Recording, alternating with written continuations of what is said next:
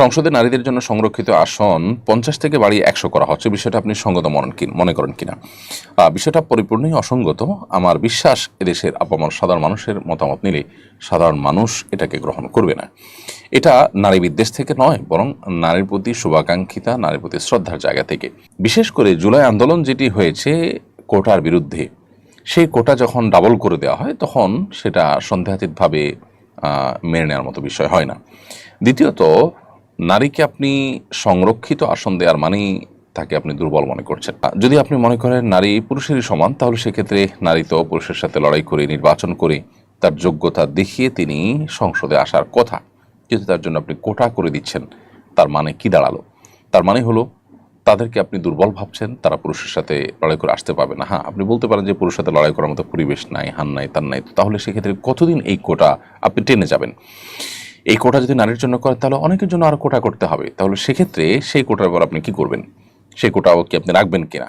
আরও বহু কোটাই তো আপনাকে রাখতে হবে। মূলত আমরা তো কোটার বিরুদ্ধে প্রত্যেকটা মানুষ অবস্থান নিচ্ছে, মেধার উপরে আমরা সবাই নির্ভর করতে চাচ্ছি। সবচেয়ে বড় বিষয় সেটি হলো যে পৃথিবীর অন্য যে সমস্ত দেশে নারীদের জন্য সংরক্ষিত আসন আছে, বেশিরভাগ দেশেই 10% বা 15%, 16-17% এর কাছাকাছি পার্সেন্টেজ আছে সংরক্ষিত আসন। এরকম আপনার প্রায় 1/3 আসন নারীর জন্য সংরক্ষিত রাখা জাতীয় সংসদে, এটার নজির খুবই কম।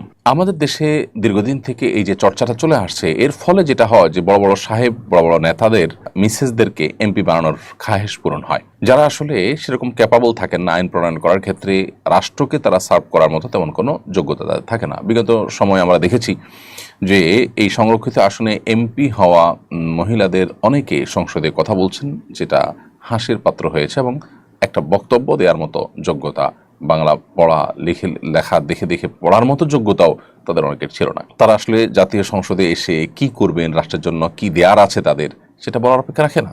অথচ সংরক্ষিত আসনের সুবাদে প্রত্যেকটা দল যখন যারা ক্ষমতা আছে, তারা তাদের মতো করে, বা যারা যে কোটা পাচ্ছে তারা সে অনুপাতে তাদের মতো করে লোক নির্বাচন করতে পারছে।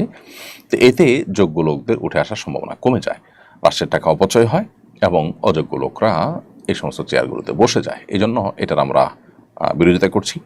আমরা মনে করি যে নারীকে এভাবে সম্মান দেওয়া যায় না। নারীকে যদি আপনি সংরক্ষিত আসন 100 না 200টাও দিয়ে দেন, তাতে কি নারীকে সম্মান দিতে পারবেন?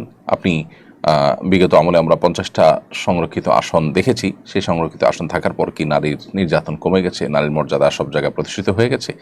সংসদের নেত্রী তিনি নিজে খোদ নারী হওয়ার পরও, স্পিকার বিরোধী দলের নেত্রী নারী হওয়ার পরও নারীর মর্যাদা পরিপূর্ণভাবে প্রতিষ্ঠিত হয়নি। আসলে এভাবে নারীর মর্যাদা প্রতিষ্ঠিত হবে না। এটার জন্য দরকার অ্যাওয়ারনেস, এটার জন্য দরকার হলো আমাদের জানাশোনা বাড়ানো, এবং সবচেয়ে বড় কথা হলো যে ধর্মীয় অনুশাসন যদি যথাযথভাবে চর্চা করা হয়, মেনে চলা হয়, তাহলে এমনিতে ইনশাআল্লাহ বিদিনিল্লাহ এই জাতীয় যে গ্যাপগুলো আছে সেগুলো দূর হয়ে যাবে। পশ্চিমারা আমাদেরকে যে সমস্ত থিওরি দেয় অন্ধের মতো, সেগুলোকে মেনে নেওয়ার মতো একটা প্রবণতা আমাদের মধ্যে তৈরি হয়েছে। এটা হলো সবচেয়ে দুর্ভাগ্যজনক বাস্তবতা।